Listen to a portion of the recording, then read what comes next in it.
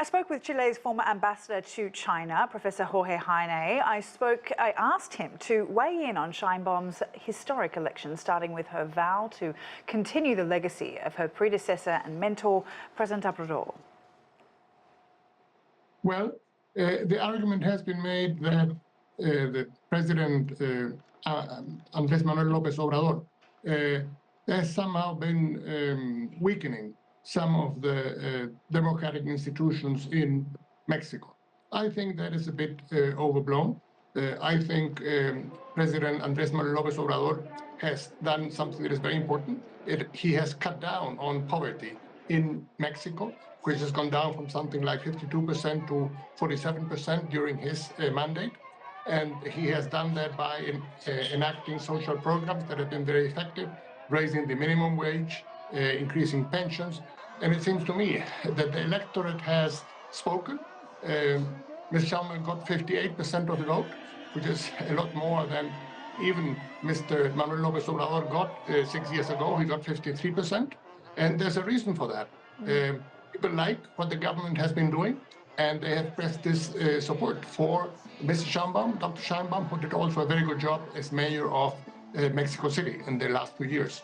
Based off the strong social fabric that Obrador has been working towards, Sheinbaum has promised a range of campaigns, from building public schools and new health clinics to expanding social welfare programs. But this involves a lot of spending. What's the current state of public finances in Mexico? Well, that has obviously been another, a bit of a sore point. The fiscal deficit in Mexico right now is at around 6%.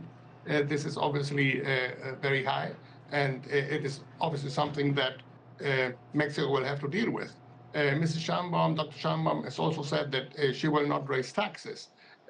Well, the tax intake in Mexico is among the lowest in Latin America as a share of GDP. And I'm afraid that if she wants to increase spending, she will have to raise taxes somehow.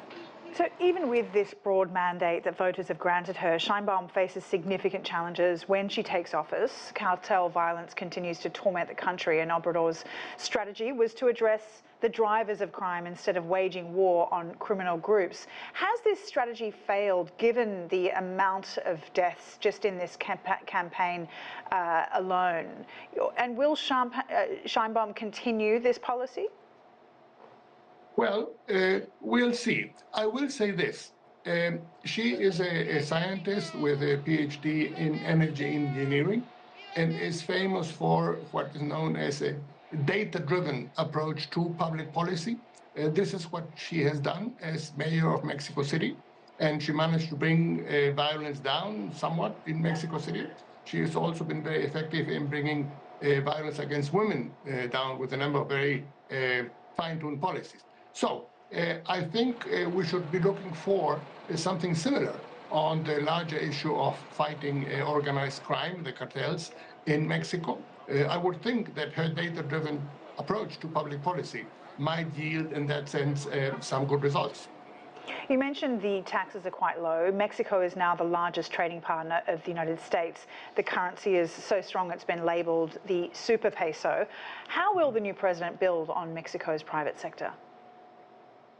Well, obviously, economic growth has been one of the weaknesses of Mexico in the past few years and also decades. It's been hovering around 2%.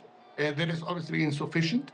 The poverty rate has been cut, but many people remain in poverty in Mexico. And if you want more resources, you have to provide more growth. So it is very important for the Mexican government to continue to promote foreign investment and to promote the private sector. And I would think that is what we will be able to expect from her.